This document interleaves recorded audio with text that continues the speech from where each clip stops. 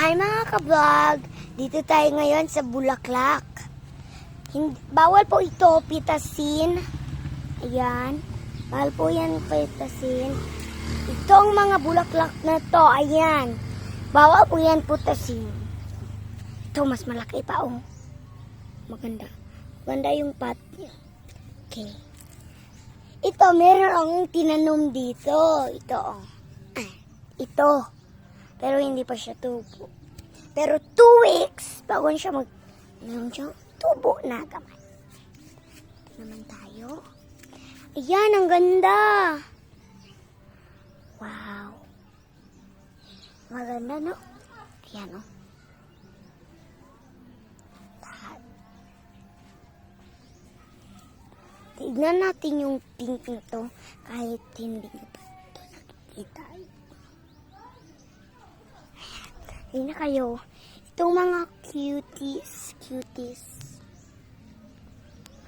Mga cuties. Okay. Tignan mo na. Petano sa inyo.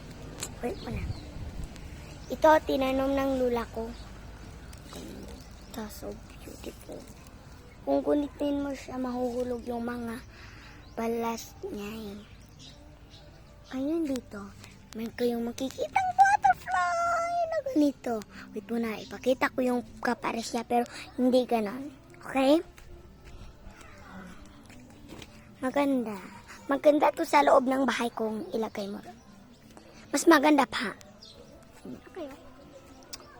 Hoy, ito pala. Ito, hapit niya siya mabuo kaya meron siya mga lugod-lugod.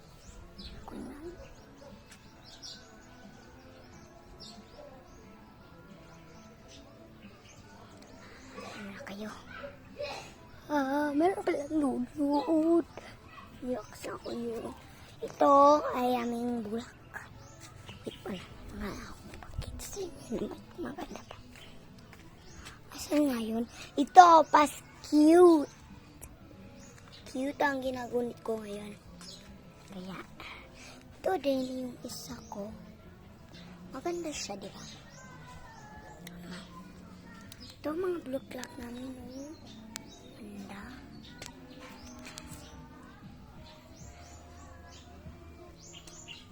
Ayan yung mga bulaklak. Wait muna, may muna akong kasi ito muna tayo sa ating malaking form. Ito, mas maganda pa to ba?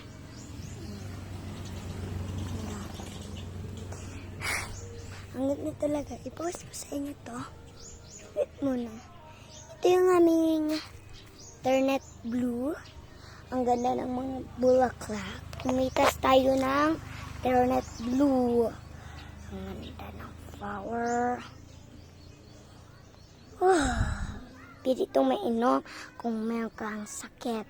Ayan. Lagay na natin dito mga kasabag tayo. Natin para hindi tayo kasama. Tingnan ko hindi ako marikit. Sorry kasi napatik. Ang ganda to ha.